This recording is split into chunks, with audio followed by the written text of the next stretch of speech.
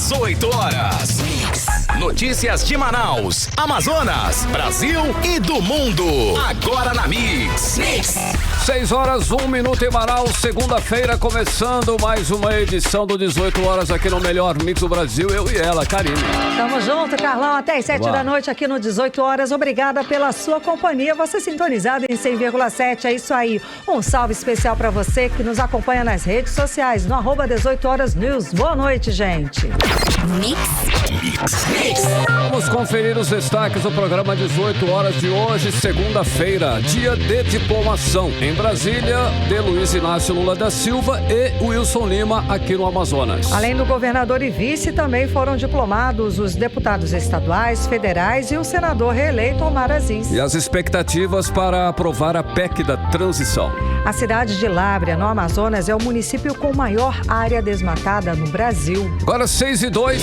A partir de agora você conferindo os destaques de hoje, em segunda-feira, 12 de dezembro de 2022, mais uma edição do 18 horas, começando aqui no melhor Mix do Brasil e só pra você. 18 horas. Olha, os eleitos em outubro foram diplomados nesta segunda-feira. Em Brasília, o presidente eleito Luiz Inácio Lula da Silva e o vice Geraldo Alckmin foram diplomados pelo Tribunal Superior Eleitoral.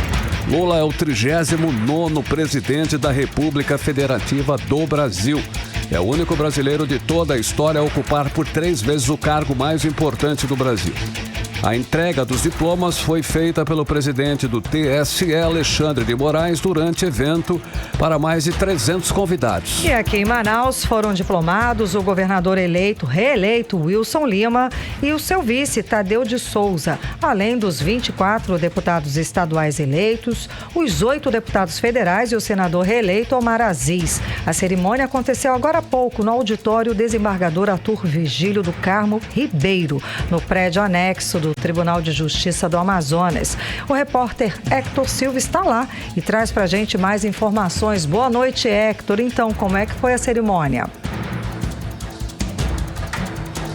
Olá, boa noite. Ainda estamos fazendo contato com o nosso repórter Hector Silva, que acompanhou a cerimônia de posse do nosso governador reeleito, Wilson Lima, do vice Tadeu de Oliveira, além dos deputados estaduais, federais e o senador reeleito Omar Aziz. A cerimônia de posse estava marcada para as 5 da tarde de hoje, aqui pertinho, no auditório Desembargador Arthur Virgílio do Carmo Ribeiro, no prédio anexo do Tribunal de Justiça do Amazonas.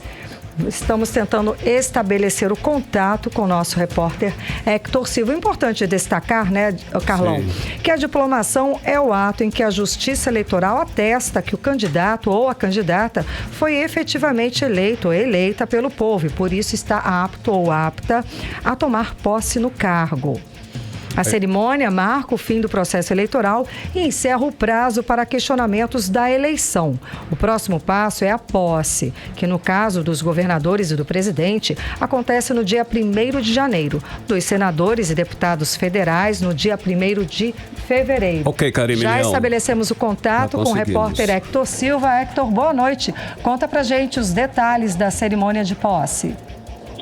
Boa noite, Karine. Boa noite, Carlão. Boa noite, ouvintes do 18 horas e da Rádio Mix.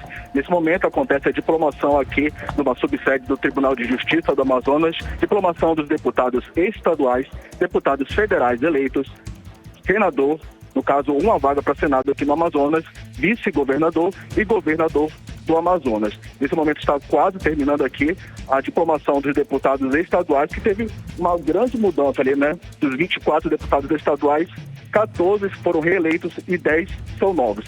Mas chamou a atenção também que Maiara Pinheiro também foi diplomada, já recebeu o diploma, e isso porque sou estranho porque o Ministério Público Estadual pediu a cassação do diploma de deputado estadual de Maiara Pinheiro e também do irmão dela, deputado federal eleito, Adair Filho. Também recebeu o Tiago Abraim, do União Brasil, que também está sendo investigado pelo Ministério Público Eleitoral. Daqui a pouco deve começar, então, a diplomação dos candidatos a deputados federais. Aqui presente todos, eu não consegui identificar o senador Omar Aziz, tentei entrar em contato, falei com a assessoria de imprensa do senador e ele disse que está um compromisso em Brasília, portanto não vai receber o diploma aqui na sede do Tribunal de Justiça do Estado do Amazonas. quem deve receber será o suplente, do caso, do senador, Omar Aziz. Chamou uma atenção também, alguma coisa que chamou atenção é que durante a subida dos diplomados, o prefeito de Manaus, Davi Almeida, e o governador do Amazonas, reeleito, não se cumprimentaram. Chamou muita atenção. A Artemisia Gadelha vem trazendo informações aí, né, que está conturbada a relação um pouco entre os dois. Isso se mostrou também, inclusive, durante as eleições para vereador, para a presidência da Câmara Municipal de Manaus.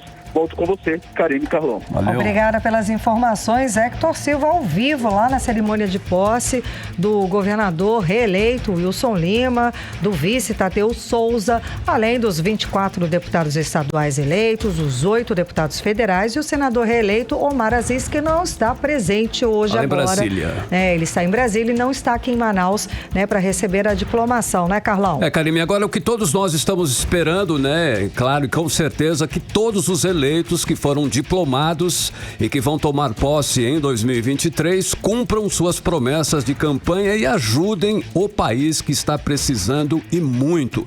O Amazonas também precisa e muito que eles possam aí fazer um mandato melhor e melhorar a política cada vez mais aí da vida e a vida dos brasileiros, a nossa vida, né, Karine? Nossa parte aqui, inclusive, nós, né, vamos continuar fiscalizando e cobrando as promessas feitas durante as campanhas eleitorais. 6 e 8, você no melhor mix do Brasil. 18 horas.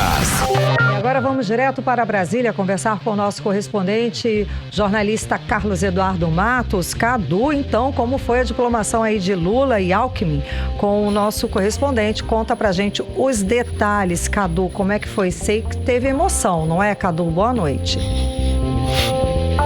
Teve sim, Karime. Boa noite para você, boa noite, Carlão, boa noite, ouvintes do programa 18 horas. Evento lotado no lado de dentro, Karime, com mais de 1.000 convidados, entre políticos, empresários, representantes dos 3 poderes da República. Do estado do Amazonas, quem participou foram os senadores Eduardo Braga e Omar Aziz, aí, como diz o Hector, ele está aqui em Brasília, né? Participou, inclusive fez postagens nas redes sociais, além dos deputados federais Marcelo Ramos e José Ricardo. Lotação também do lado de fora, Karime, com centenas de apoiadores, fazendo aí uma espécie de cordão de isolamento contra os apoiadores de Bolsonaro que estavam ali pertinho, no Palácio do Alvorada, acompanhando a diplomação. Karime, foi uma cerimônia rápida, com o discurso apenas do presidente Lula e do presidente do TSE, Alexandre de Moraes. Parece que eles combinaram os discursos, né? Porque ambos falaram bastante sobre o ódio na política que foi propagado pelas redes sociais. E como você disse, Lula estava nitidamente nervoso, emocionadíssimo, com a voz embargada em alguns momentos, e ele repetiu aquele choro de 2012, quando ele falou sobre ele próprio, um trabalhador sem diploma acadêmico, foi diplomado aí finalmente presidente do Brasil. Nessa hora ele foi aplaudido de pé e fez outras pessoas se emocionarem também. E em seguida ele falou diversas vezes sobre democracia, citou a atuação de organizações criminosas que financiaram a produção de fake news, citou também as manobras do atual governo para tentar mudar o resultado das eleições, pelo menos o que vinha sendo dito pelas pesquisas, né, tentar reverter a situação. Falou também do assédio sofrido pelos trabalhadores que foram coagidos para votar no presidente Bolsonaro. Enfim, ele relembrou vários fatos que foram desafios enfrentados ao longo das eleições. Enfim, foi uma fala pautada nesse sentido, né, de relembrar esses desafios, esses reveses, né? Então vamos ouvir um trechinho do discurso do presidente Lula que eu separei para vocês. Vamos lá. Eles semearam a mentira e o ódio, e o país colheu uma violência política que só se viu nas páginas mais tristes da nossa história. E, no entanto, a democracia venceu. O resultado dessas eleições não foi apenas a vitória de um candidato ou de um partido. Tive o privilégio de ser apoiado por uma frente de 12 partidos no primeiro turno, e aos quais se somaram mais 2 partidos no segundo turno. Uma verdadeira frente ampla contra o autoritarismo, que hoje, na transição de governo, se amplia para outras legendas e fortalece o protagonismo de trabalhadores, empresários, artistas, intelectuais, cientistas e liderança dos mais diversos e combativos movimentos populares desse país. Tenho consciência de que essa frente se formou em torno de um firme compromisso, a defesa da democracia, que é a origem da minha luta e o destino desse país. 18 horas. A gente acompanhou agora parte do discurso de posse, da diplomação do presidente eleito Luiz Inácio Lula da Silva. Cadu. Karime, um fato me chamou a atenção aí, foi um grito feito pela plateia, que ela, Bolsonaro presidente, Bolsonaro presidente, Bolsonaro presidente. Essa fala aí feita 3 vezes. Boa tarde, presidente, aliás. Perdão, eu não falei Bolsonaro, falei boa tarde, presidente. Essa fala aí foi feita 3 vezes pela plateia, porque eles repetiram, né? As pessoas que fizeram vigília em frente à sede da Polícia Federal em Curitiba faziam aquela vigília ao longo do dia e ficavam: bom dia, presidente, boa tarde, presidente, boa noite, presidente. Então, eles citaram ali: boa tarde, presidente. E isso também fez Lula ficar emocionado. Foi por isso que ele já começou bastante embargado. Inclusive, mencionou aí a ex-presidente Dilma Rousseff, que ela também foi bastante aplaudida. Agora, o ministro Alexandre de Moraes falou em seguida, ressaltando aí o trabalho do TSE e do STF no combate à desinformação. E Moraes frisou que aquele inquérito das fake news continua e que os financiadores e os operadores de fake news aí apontados nesse inquérito vão ser responsabilizados criminalmente depois das eleições, ou seja, para o ano que vem o trabalho continua de investigação. Eu separei também um trecho do pronunciamento dele. Vamos ouvir. A utilização das redes sociais como instrumento democrático de acesso à livre manifestação de pensamento que surgiu, todos nos recordamos, essa utilização foi desvirtuada por extremistas no intuito de desacreditar as notícias veiculadas pela mídia tradicional. Os extremistas, criminosos, as milícias digitais passaram a atacar a mídia tradicional para, desacreditando-a, substituir o livre debate de ideias garantido pela liberdade de expressão e pela liberdade de imprensa, substituir por suas mentiras autoritárias e discriminatórias. Coube à Justiça Eleitoral estudar, planejar e se preparar para atuar de maneira séria e firme no sentido de impedir que a desinformação maculasse a liberdade de escolha dos eleitores e eleitoras. 18 horas. Agora a gente acompanhou parte, da fala do presidente do Tribunal Superior Eleitoral, ministro Alexandre de Moraes, na cerimônia de diplomação do presidente eleito Luiz Inácio Lula da Silva. Cadu. Discurso parecido, né? Um discurso parecidíssimo, né? Voltados aí, ambos aí, essa questão das fake news, né? Eu acho que isso aí remete para a permanência desse combate, né? Ambos trataram exatamente disso. Agora, Karime, passada a diplomação, aí agora vamos aguardar o anúncio da nova leva de ministros do governo Lula. O presidente prometeu que iria anunciar mais nomes logo após a diplomação. Estamos atentos com relação a isso. Destaque aí para o anúncio da senadora Simone Tebet para o Ministério do Desenvolvimento Social e da presidente da Fundação Oswaldo Cruz, Nízia Trindade, para o Ministério da Saúde. E tem a governadora Isolda, que também é a governadora do Ceará, que pode ser nomeada e anunciada ministra da Educação. Mas isso daí é dúvida ainda. A expectativa é sobre o nome do futuro ministro do Planejamento. Espera-se aí que seja um nome técnico para fazer uma espécie de dobradinha, de freio e contrapeso com a pasta da Fazenda, que vai ser comandada por Fernando Haddad, que é um personagem político. Então amanhã vai ser o encerramento vai ser a continuidade desse trabalho, do anúncio da equipe ministerial e o encerramento da equipe de transição. Karime, Carlão. Pois é, Cadu, amanhã encerra, o gabinete de transição, que inclusive fez um levantamento geral sobre o trabalho feito pelo atual governo. Você tem aí alguns resultados desse trabalho, Cadu? Carlão, o gabinete de transição chega ao fim amanhã, com uma cerimônia marcada para as 14 horas. O presidente Lula prometeu estar presente e ele disse que vai apresentar um quadro geral sobre o Brasil, mapeado pela equipe de transição. Então, quais os setores, ele vai dizer quais são atualmente os setores mais deficitários que vão necessitar de atenção especial do futuro governo. Esse raio-x a gente vai conferir amanhã, mas o que foi até agora divulgado, Carlão? Falta de recursos para a educação, que comprometeu aí o suporte às universidades e institutos federais, o pagamento dos bolsistas da CAPES, do pessoal os residentes de medicina, o programa de livro didático que foi paralisado e a manutenção da merenda escolar. São esses pontos aí na área de educação. Na saúde, o principal problema está no fornecimento de remédios gratuitos, tanto pelo SUS quanto pelo programa Farmácia Popular. Na segurança pública, não tem dinheiro para a manutenção das viaturas da Polícia Rodoviária Federal, o que compromete aí as operações de fim de ano nas estradas federais, que é fundamental para garantir a segurança nas estradas. Aí a gente sabe que o volume de acidentes com mortes aumenta muito nesse período de fim de ano, nesse período de festas, e a atuação da Polícia Rodoviária Federal é fundamental para preservar vidas. Isso daí está comprometido pela falta de manutenção das viaturas. E acabou o dinheiro também para a confecção de passaportes pela Polícia Federal. Ou seja, são 4 pontos críticos aí que precisam de atenção, que deverão ser observados aí pelo futuro governo já em janeiro.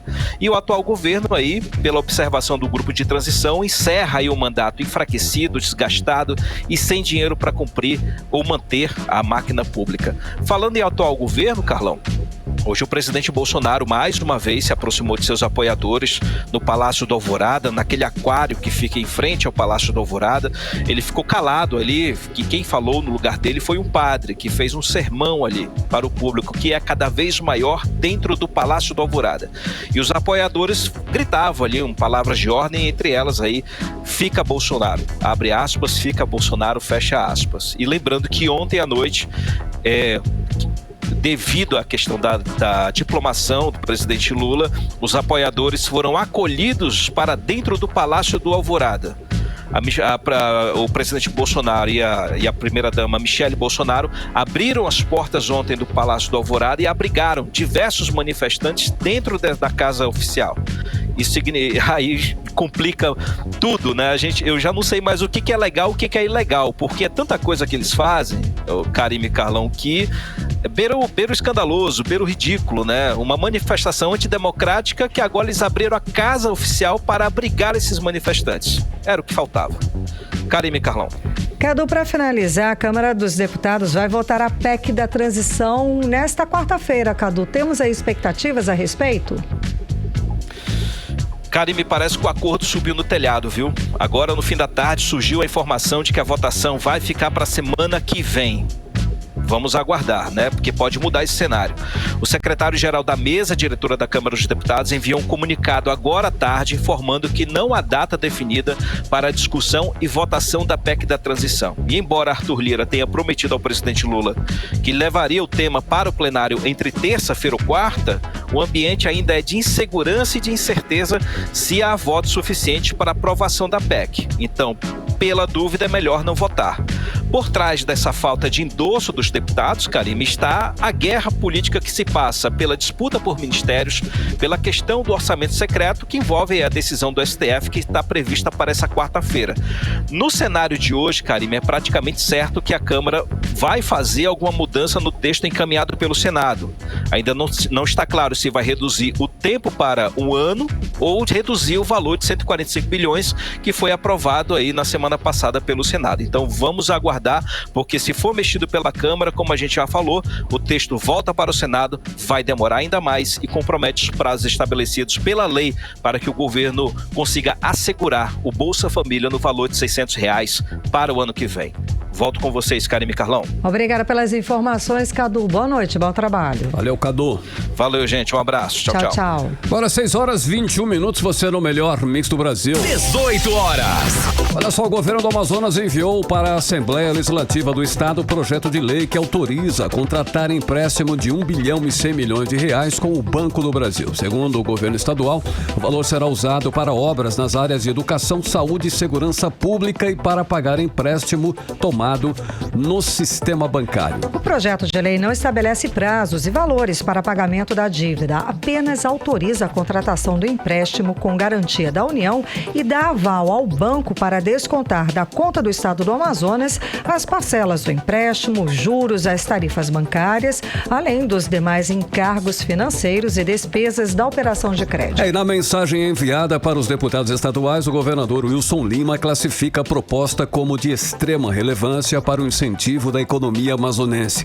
Sem citar projetos concretos, ele diz que o empréstimo vai contribuir para a recuperação econômica do Estado de forma sustentável, gerando empregos e renda para a população. O governador alega que o dinheiro do empréstimo também vai ser para o fomento em obras de infraestrutura, capitalização do Fundo Garantidor de Parcerias Público-Privadas e para o pagamento do principal da dívida junto ao Banco do Brasil. Como tem maioria absoluta na Assembleia, a autorização do empréstimo de 1 bilhão e 100 milhões de reais será aprovada com facilidade. Apenas o Wilker Barreto, deputado de oposição, disse que vai apresentar uma emenda ao projeto para evitar a destinação do valor para abatimento de dívidas já feitas, pois, segundo ele, a medida traz um grave risco aos cofres públicos do Estado. O fato é que no finalzinho do atual mandato, o governador Wilson Lima toma algumas medidas que indicam claramente que há problemas no caixa do Estado. Na semana passada, às vésperas do feriadão,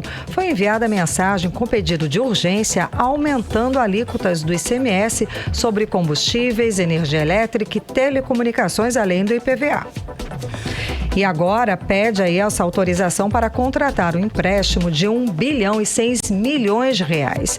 Neste último caso, o dinheiro serviria, entre outras coisas, para quitar parcelas de outras operações feitas anteriormente. Isso tudo acontece mesmo depois de sucessivos recordes na arrecadação do Estado. A projeção para 2023 é de um orçamento de 28 bilhões de reais, o maior orçamento registrado na história do governo do Amazonas. 18 horas. E o fim do ano chega com um novo recorde nas taxas de desmatamento na Amazônia. É o que aponta o Sistema de Detecção de Desmatamento em Tempo Real do INPE. A área desmatada em novembro atingiu 555 quilômetros quadrados, um aumento de 123% em relação ao mesmo mês do ano passado. Karime, o Amazonas tem o município com maior área desmatada. Nos últimos 4 meses, Lábrea, no sul do Amazonas, perdeu 209 quilômetros quadrados de área verde. Repórter Hector Silva traz mais informações.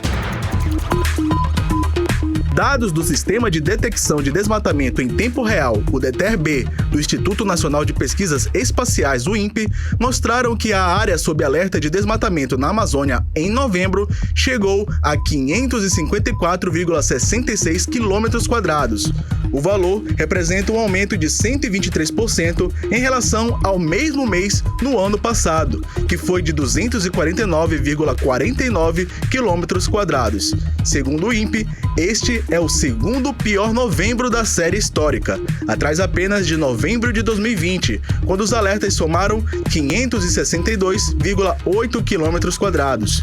O município de Lábrea, no sul do Amazonas, é o que registrou a maior área sob alerta de desmatamento em novembro, com 209 quilômetros quadrados. Os números são do registro dos últimos 4 meses. Márcio Astrini, secretário executivo do Observatório do Clima, organização não governamental em defesa do meio ambiente, disse que Lábrea fica no eixo da BR-319, que teve sua reconstrução retomada pelo governo Bolsonaro. Ainda segundo Astrini, no último ano, a região sul do Amazonas se consolidou como nova frente de desmatamento na Amazônia, em parte associada às obras na rodovia. Olha, existem vários motivadores particulares para o avanço do desmatamento na Amazônia. Legislações que incentivam o crime estão sendo votadas dentro do Congresso, o comportamento do governo federal, e existem aquelas circunstâncias pontuais, como é o caso da BR-319. Do jeito que ela está sendo implementada hoje, ela é um presente para desmatador, para grileiro de terra e para criminoso ambiental, porque não há nenhum plano de contenção do desmatamento nas áreas onde essa estrada vai rasgar a floresta nativa. Então, quer dizer, se você não tem contenção para o desmatador que vai usar a própria estrada, né, para destruir floresta, para se instalar sobre terras públicas, né, para invadir territórios que são da União, se não há um plano para a contenção desse crime que já toma hoje conta da Amazônia, é óbvio que esse crime vai usar essas infraestruturas para alargar ainda mais as suas atividades, e o que nós vamos ter é ainda mais desmatamento acontecendo, e desmatamento incentivado com dinheiro público, com obra e infraestrutura pública tocada pelo governo. Os números de 2022 são preocupantes. De janeiro a novembro, foram acumulados alertas de desmatamento para uma área de 10.049 quilômetros quadrados, outro recorde histórico. Dos 11 meses fechados de 2022, 6 registraram alta recorde de desmatamento. Em comum, praticamente todos os recordes históricos de destruição do desmatamento foram atingidos nos 4 anos da gestão Bolsonaro. O Ministério do Meio Ambiente foi procurado pela reportagem do 18 Horas, mas até o fechamento da reportagem não deu retorno sobre os números apresentados. Já o governo do Amazonas disse que intensificou ações de combate na região sul do Amazonas, onde também percebeu maior desmatamento. Hector Silva para o 18 Horas. Você está ouvindo 18 Horas. E vamos voltar a falar com o repórter Hector Silva. Ele está ao vivo e traz os detalhes, as informações da cerimônia de diplomação do governador reeleito Wilson Lima e do vice-governador Tadeu de Souza, além dos deputados estaduais, federais e do senador Omar Aziz. Hector, quais são as atualizações aí da cerimônia? Conta pra gente. Boa noite, Karine. Boa noite, Carlão. Boa noite, ouvintes da Rádio Mix. Nesse momento, encerrou ainda há pouco a diplomação dos eleitos deputados federais, estaduais, vice-governador, senador e também o governador do Amazonas, Wilson Lima. Nesse momento, eu acompanhei a saída aqui do prefeito de Manaus, Davi Almeida, que está saindo nesse momento, não vai ficar para a confraternização que vai ter logo após a diplomação. Chamou a atenção também a ausência, né, como eu bem falei, do senador Omar Aziz, que não esteve presente, que falou que tinha um compromisso em Brasília, não esteve presente. E também não esteve presente o deputado federal reeleito Alberto Neto, do PL. Eles foram chamados para o palco, mas logo em seguida foi avisado que, no caso, ninguém receberia o diploma por eles não estarem presentes. Bom, daqui é isso, o momento de confraternização, apesar do prefeito de Manaus, Davi Almeida, já ter saído aqui nesse momento do local de cerimônia.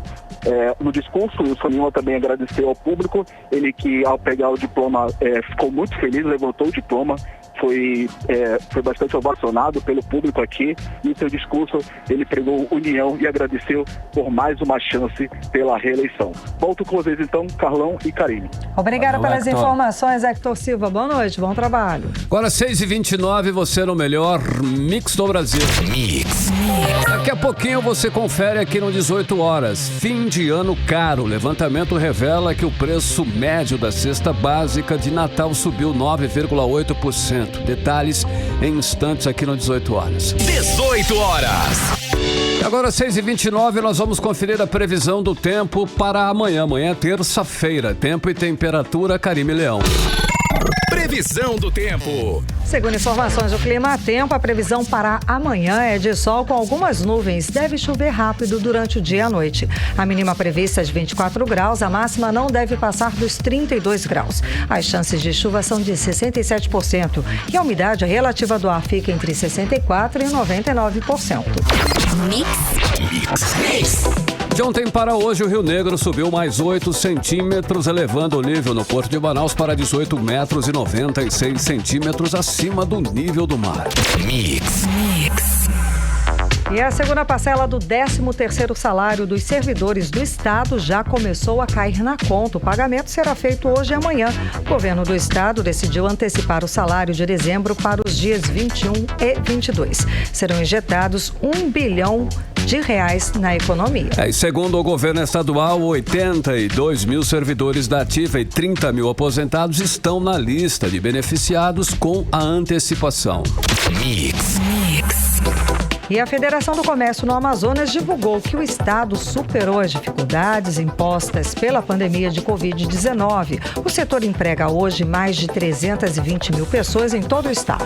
Karime, nada menos que 69% dos empregos formais do Amazonas são gerados hoje pelo comércio. A repórter Nathalie Moraes conversou com a presidente da FEComércio, o empresário Anderson Frota, sobre essa recuperação no cenário pós-pandemia. Vamos conferir, Nathalie. Depois de 2 anos de dificuldades provocadas pelas restrições da pandemia da Covid-19 no estado, o comércio amazonense começa a dar sinais de recuperação. Segundo um painel publicado no site da Federação do Comércio do Estado, o biênio 2020 e 2021 foi desafiador para o comércio de bens, serviços e turismo, por conta da pandemia de coronavírus, mas foram superados, mostrando a importância do setor comercial em todo o país. Mesmo nesse cenário de crise econômica e social, como explica o presidente da FEComércio aqui no Amazonas, Anderson Frota. Nós começamos a realmente ter uma série de dificuldades de relacionamento, de explicação, porque os dados que nós tínhamos realmente eram muito poucos dados. Recentemente, nós tivemos conhecimento através de uma publicação do IBGE e da SEDECT, Secretaria de Desenvolvimento, Ciência e Tecnologia do Governo do Estado do Amazonas, de que o comércio realmente representa 50% do PIB do Estado do Amazonas. Ora, um órgão que representa 50% do PIB da economia amazonense tem naturalmente que ser reputado, tem que ser entendido da sua importância no seu papel. Segundo o presidente da FEComércio, o setor é hoje responsável pela manutenção de mais de 320 mil postos de trabalho, ou seja, 69% dos empregos formais aqui no estado. É também o maior arrecadador de ICMS. Hoje, o comércio, o nosso segmento comercial e de serviço, é responsável por quase 50% da arrecadação do ICMS aos cofres do governo do estado. É uma participação expressiva, é uma participação muito importante, que também tem que ser mencionada e levada em consideração. Outro fator que realmente nos credencia o nosso segmento, é que nós somos os maiores empregadores do estado do Amazonas. Nós hoje empregamos quase 350 mil pessoas do ponto de vista da legalidade, ou seja, empregos diretos e registrados. Para o gestor da FEComércio, os dados divulgados no painel dão destaque e comprovam a importância do comércio de bens para a economia no Amazonas. O nosso segmento, que escoa os produtos da indústria, que escoa os produtos da agropecuária e que atende a população se espalhando por toda a cidade, funcionando de domingo a domingo, sem horário para funcionamento, porque nós temos um compromisso de atender a população.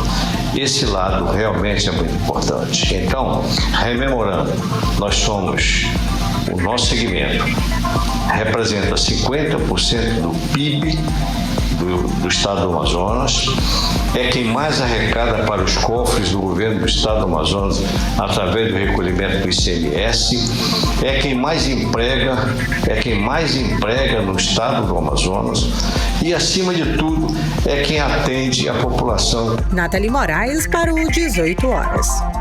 Você está ouvindo 18 horas. 6h34, você conferindo os destaques do dia, mais uma edição do 18 horas aqui no melhor mix do Brasil. Daqui a pouquinho, olha só, compras de fim de ano. O consumidor deve ficar atento, hein, para não cair em golpes. O cuidado deve ser maior com as promoções suspeitas. Esse é o nosso assunto em instantes. Mix. Entrevista do dia. E a Manaus Previdência está fazendo o censo previdenciário de 2022. Todos os servidores públicos efetivos do município, inclusive aposentados e pensionistas, devem fazer o recenseamento online até o dia 17 de dezembro. Para falar mais sobre o assunto, sobre esse censo tão importante, vamos entrevistar a diretora-presidente da Manaus Previdência, Daniela Benayon. Seja muito bem-vinda ao vivo aqui nos estúdios da Mix. Muito obrigada. Então, qual o objetivo desse censo que a Manaus Previdência está fazendo? Boa noite. Boa noite, Karime. Boa noite, Carlão. A todos os que nos ouvem no momento. Então, o Censo Previdenciário é mais um projeto da Prefeitura de Manaus. Por meio da Manaus Previdência, precisa recadastrar todos os seus servidores ativos, aposentados e pensionistas, e o nosso objetivo principal é manter atualizados os dados de todas essas pessoas que trabalham ou trabalharam conosco. Esse censo é totalmente online ou ele tem uma etapa presencial? Ele é totalmente online. Ele pode ser feito pelo site do censo, basta acessar a página da Manaus Previdência, já abre no banner que direciona para a página onde a pessoa vai preencher os dados e juntar os seus documentos. Bom, o censo é obrigatório. Tem alguma penalidade para quem não fizer, não atualizar os dados? Sim, a penalidade para os servidores ativos é responder a um processo administrativo disciplinar e para os aposentados e pensionistas é a suspensão do benefício. Você tem dados de quantos funcionários tem hoje a prefeitura e quantos estão na ativa e quantos estão aposentados? Bom, ao todo, dos que precisam ser recenseados, são quase 34 mil pessoas. Desses, 8 mil são aposentados e pensionistas. Os demais são servidores ativos e até o momento nós temos quase 7 mil recenseados. Sim. Então ainda falta um volume muito grande de pessoas a serem recenseadas e o prazo está acabando. Acaba no próximo sábado, dia 17. Dia 17. Então vamos ao serviço, Como é que as pessoas podem fazer? Onde que elas procuram? O que devem fazer? Então, como é totalmente online, realmente precisa acessar o site da Manaus Previdência e clicar no banner do censo. Ou então fazer pelo aplicativo Meu RPPS, que pode ser baixado nas lojas de aplicativo dos celulares. É super fácil. É bem simples. Agora, uma dica que a gente dá: acesse a lista dos documentos antes de iniciar. Já separa os documentos todos digitalizados ou em foto para facilitar. Conforme vai preenchendo, vai juntando os documentos. E aí vai pedindo, eles já vai facilitar na hora de colocar anexo. Exatamente. Tá ótimo, então. Muitíssimo obrigada pelas informações. Alguma ressalva, Sim, algum assunto, claro? Temos um e-mail para tirar dúvidas e temos também um WhatsApp. Pode falar. Então, o WhatsApp é 992809796. E o e-mail é censo.manausprev@agendaassessoria.com.br. Repete só o WhatsApp mais uma vez. Bom, 992809796. Tá ótimo, então. Valeu. Muitíssimo obrigada pelas informações, pela sua presença. Pelo espaço. Imagina, a gente que agradece. Conversamos com a diretora-presidente da Manaus Previdência, Daniela Benayon. 6h38. Você está no melhor mix do Brasil. 18 horas. Olha só, atenção, hein? Durante o período de festas de fim de ano, muitos golpistas estão de plantão. Eles estão aproveitando, é claro, para praticar crimes. O alvo são os consumidores que, na correria, podem acabar comprando gato por lebre, hein, Karine? É o golpe, né, Carlão? Bom, o alerta é principalmente sobre os cuidados com as promoções suspeitas. Sabe, esmola demais, o santo desconfia, por aí, viu? O consumidor pode acabar comprando produtos piratas ou até impróprios para o consumo. Vamos acompanhar os detalhes e conferir mais sobre esse assunto agora na reportagem de Nathalie Moraes. Nesse período das festas de fim de ano, é comum o aumento de vendas e consumo de produtos nas lojas varejistas, principalmente por ser uma alternativa de presentes. Mas o titular da Delegacia Especializada em Crimes contra o Consumidor, o delegado Eduardo Paixão, alerta sobre os cuidados necessários para que a população não caia em golpes ou compre artigos impróprios para o uso. É necessário ter cuidados com as promoções e falsas ofertas para não comprar produtos produtos pirateados. Cuidado com as promoções, essas falsas ofertas, esse dinheiro fácil, essa solução financeira via de regra milagrosa que os golpistas oferecem para você pelo celular, pela internet, pelas redes sociais. Cuidado com o consumo cada vez mais consciente para que as festas de fim de ano e início de um novo ano seja realmente um amparo para você, consumidor. O delegado destacou a importância de se conhecer o Código de Defesa do Consumidor para que a população tenha ciência dos seus direitos e se previna das possíveis fraudes. Conheça o Código de Defesa do Consumidor e saiba que nessa delegacia você tem um braço forte. Formalize denúncia com o máximo de provas. Não esqueça de registrar a ocorrência hoje pelo celular, pela internet ou pessoalmente na delegacia do consumidor. E sendo vítima de qualquer tipo de golpe, lembre, formalize a denúncia, apuramos na infração criminal. Precisou de recuperar prejuízo financeiro, é simplesmente demandar na Justiça Civil com seu advogado ou via Defensoria Pública. Caso o consumidor seja vítima de infrações criminais, alguns documentos devem constar no ato da denúncia, que deve ser formal e não por redes sociais. É imprescindível possuir o máximo de provas reunidas, como, por exemplo, vídeos, prints da tela do celular ou do computador, gravações de áudios, conversas com o vendedor e meios para efetivação da delação criminosa. Para registrar o boletim de ocorrência, as vítimas devem comparecer à Delegacia Especializada em Crimes contra o Consumidor, na Avenida Desembargador Felicíssimo Soares, no bairro Colônia Oliveira Machado, na Zona Sul de Manaus, com o registro do golpe para oficializar a denúncia. Nathalie Moraes para o 18 horas. Você está ouvindo 18 horas. Agora 6 horas e 42 minutos, você no melhor mix do Brasil, conferindo os destaques do dia, os destaques desta segunda-feira, mais uma edição do 18 horas. E nessas festas de fim de ano, o brasileiro vai ter que desembolsar mais para a ceia de Natal, Karime. Pois é, Carlão, exatamente. O levantamento feito pela Associação Brasileira de Supermercados mostra que o preço médio da cesta básica de Natal subiu 9,8%. A boa notícia é que aqui na região norte teve um menor aumento do preço entre as outras regiões, com 3,1%. Foi isso, Karime. O levantamento também calculou a inflação de uma cesta com 35 produtos de largo consumo, que inclui alimentos básicos como leite, feijão, óleo de soja, arroz e café, por exemplo. Vamos saber mais sobre esse levantamento na reportagem de Hector Silva. O preço médio de uma cesta de Natal disparou 9,8% desde o ano passado. A afirmação é da Associação Brasileira de Supermercados, a Abras. O conjunto de produtos tradicionais desta época do ano está custando R$ 294,75, segundo a associação. Para chegar a esse número, foram calculados os valores dos seguintes itens: aves natalinas, azeite, caixa de bombom, espumante, lombo, panetone, pernil, peru, cidra e tender. As maiores variações percentuais estão concentradas nas regiões Sudeste, com 17%, Sul, com 12,7% e Nordeste, com 12,6%. Já as regiões Centro-Oeste e Norte tiveram aumentos de, respectivamente, 5,2% e 3,1% cada.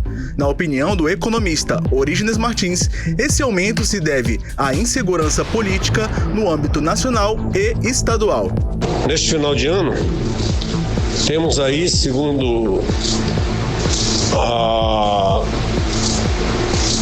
Associação Brasileira de Supermercados, a Abras, um aumento de quase 10% no valor da cesta básica. É uma situação bastante inusitada, visto que muitos produtos, inclusive alimentícios, têm baixado de preço, há deflação, e o Brasil, pelo menos enquanto está no atual governo, tem demonstrado índices favoráveis em termos econômicos. No entanto, a insegurança política e algumas atitudes que foram tomadas, inclusive pelo governo do Amazonas aqui, como o decreto que aumenta a alíquota do ICMS, a sanha sagaz aí do governo querendo arrecadar de qualquer forma, através de impostos, inventando aí falta de caixa, que é totalmente falso, faz com que os empresários estejam numa situação bastante complicada, porque tem preços que dependem dessa segurança que não está existindo. O levantamento também calculou a inflação de uma cesta com 35 produtos de largo consumo, que inclui alimentos básicos como leite, feijão, óleo de soja, arroz e café, por exemplo. A variação neste caso foi de 7,03% em 12 meses e de 0,42% em relação ao último mês. Os produtos com maior aumento percentual no preço foram o tomate com 17,79%, a cebola com 13,79%, batata com 8,99% e a farinha de mandioca com 5,69%.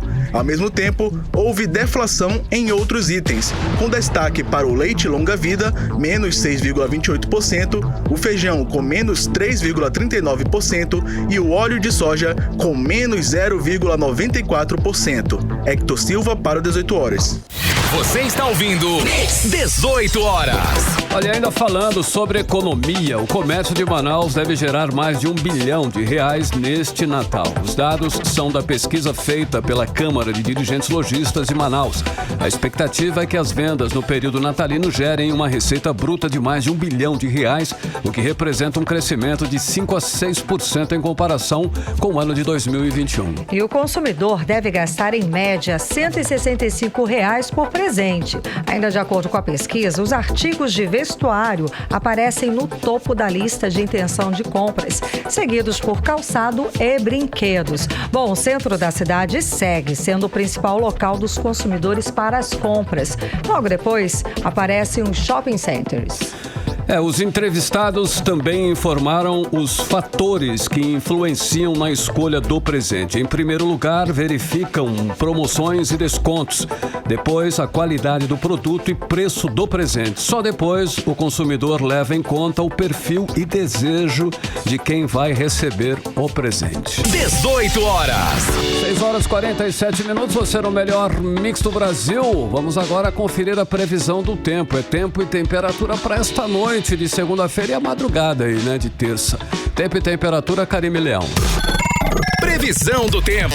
Deve chover, viu? Durante essa noite e a madrugada, segundo informações do Clima Tempo. A mínima prevista é de 24 graus, a máxima pode chegar a 34 graus. As chances de chuva são de 67% e a umidade relativa do ar fica entre 57% e 89%. Economia. Bem, vamos aos indicadores econômicos de hoje. O dólar fechou valorizado em 1,26%, cotado a R$ 5,31. O euro também fechou em alta de 1,07% e fechou o dia comercializado aos R$ 5,59. O Bitcoin fechou positivo em 0,31%, comercializado a R$ 90.078. Já o Ibovespa fechou em forte queda de 1,89% aos 105.482 pontos.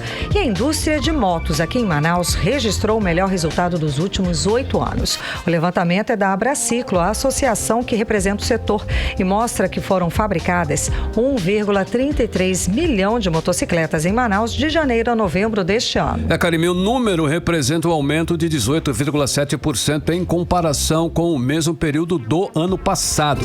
E de acordo com os dados da Abraciclo, esse é o melhor resultado em 11 meses desde 2014. Só em novembro, os fabricantes do polo de Manaus produziram 129 mil motos. Marcos Ferminan, presidente da Abraciclo, afirma que o volume de produção está dentro do planejado e que a expectativa de fabricar 1.420.000 motos esse ano será atingida.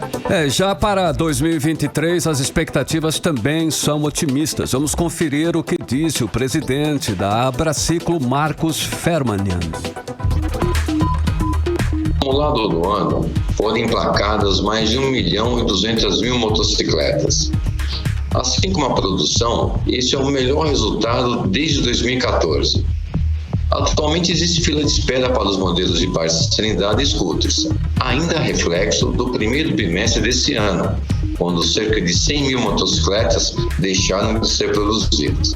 Além disso, em dezembro teremos as férias coletivas, período em que as fábricas realizam as manutenções necessárias em suas linhas de produção. Depois dos resultados positivos e do crescimento do segmento este ano, acreditamos que a procura pela motocicleta deverá seguir em alta em 2023. Muitos brasileiros encontram no modal um veículo ágil, de custo de manutenção mais em conta e com maior facilidade de aquisição. Você está ouvindo 18 horas. Olha só, a fabricante indiana de motocicletas Royal Enfield começou a produzir motos aqui em Manaus. A linha de montagem está em operação desde o dia 7 de dezembro nas instalações da antiga Dafra. As motos chegam da Índia desmontadas e a montagem é feita na fábrica do Polo Industrial de Manaus, Karine. Exato, a Royal Enfield tem capacidade para montar 15 mil motos por ano aqui no Polo de Manaus. Com as instalações no Amazonas, a marca indiana pretende ampliar a presença no Brasil, segundo maior mercado para os seus modelos, só perde para a Índia. Mix. Tribunal de Contas do Amazonas vota amanhã em sessão especial. As contas do prefeito de Manaus, Davi Almeida, referente ao exercício do ano de 2021. Exato, a gestão de Davi Almeida teve no ano passado orçamento de 5 bilhões e 500 milhões de reais. O relator das contas do prefeito é o conselheiro Júlio Pinheiro.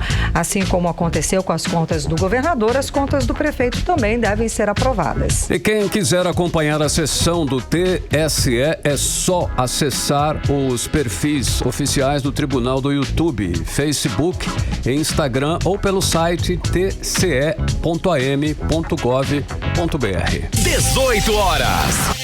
Olha só, o presépio flutuante de Manaus iniciou neste domingo a entrega de brinquedos e cestas básicas pelas comunidades ribeirinhas do Rio Negro, hein, Karine? Carlão, é uma estrutura gigante. Quem viu ficou assim maravilhado. Diz que é lindíssimo. O presépio traz os personagens que integram o nascimento de Jesus. São os 3 reis magos, Maria, José e, claro, o menino Jesus. A comunidade Terra Preta foi a primeira a ser visitada. Vamos acompanhar como é que foi tudo isso na reportagem de Nathalie Moraes. A comunidade Terra Preta foi a primeira a receber os encantos do Natal das Águas Luz da Esperança por meio do presépio flutuante da Prefeitura de Manaus. A balsa, que possui 50 metros de comprimento por 12 de largura, levou brinquedos, cestas básicas e muita alegria a 50 famílias da comunidade Terra Preta. A ideia é levar a magia do Natal mesmo às comunidades mais afetadas, como destaca a secretária de Educação do município, Dulce Almeida. Essas pessoas que muitas vezes nem podem ir a Manaus e a sede, né? Não têm a oportunidade de ver aquilo tudo lindo que está lá na Ponta Negra, mas nós trouxemos um pouco, essa é a nossa principal preocupação, nosso principal objetivo, trazer um pouco dessa magia do Natal, desse espírito natalino aqui para as nossas comunidades mais distantes. O Polo Terra Preta no Rio Negro atende as comunidades Solimõezinho, Vila Nova do Chita e Santa Maria. Durante o dia, quem visitou a comunidade conseguiu participar de várias atividades e, em seguida, prestigiar de perto a emoção e a chegada da balsa e o acendimento das luzes. Jéssica Garrido, que é da etnia Baré, levou os curumins e as cunhantãs para acompanharem a chegada do presépio flutuante. A gente é da etnia Baré e a gente trouxe as crianças e o nosso povo para prestigiar o momento hoje aqui. A gente vai assistir até o final, né? A gente vai prestigiar a balsa, que tá linda, muito bonita, e depois a gente vai seguir diante até a nossa comunidade. O presépio, que vai atender 38 comunidades no total, conta com uma árvore de Natal e todos os personagens que integram o nascimento de Jesus, como os Reis Magos, Maria, José, o Menino Jesus, anjos além dos animais. Para Clodoaldo Silva, morador da comunidade ribeirinha Terra Preta, a ação traz amor e união, sentimentos tão importantes perdidos nos dias atuais. Para nós aqui na comunidade Terra Preta, isso é um privilégio para todos nós, nós. É a primeira vez que estamos recebendo essa balsa e eu tenho certeza que essa balsa está trazendo muita alegria para nossas crianças, para nossos adultos, nossos jovens. Então isso para nós isso é muito importante, a gente está recebendo aqui na nossa comunidade. O presépio flutuante vai percorrer por 38 comunidades ribeirinhas até o dia 6 de janeiro de 2023. Serão distribuídas cerca de 20 mil brinquedos. Nathalie Moraes para o 18 horas. Você está ouvindo 18 horas. Olha só, a cobertura vacinal contra a poliomielite em Manaus atingiu apenas 75% e é bem abaixo da meta de 95% das crianças de 4 meses a 4 anos.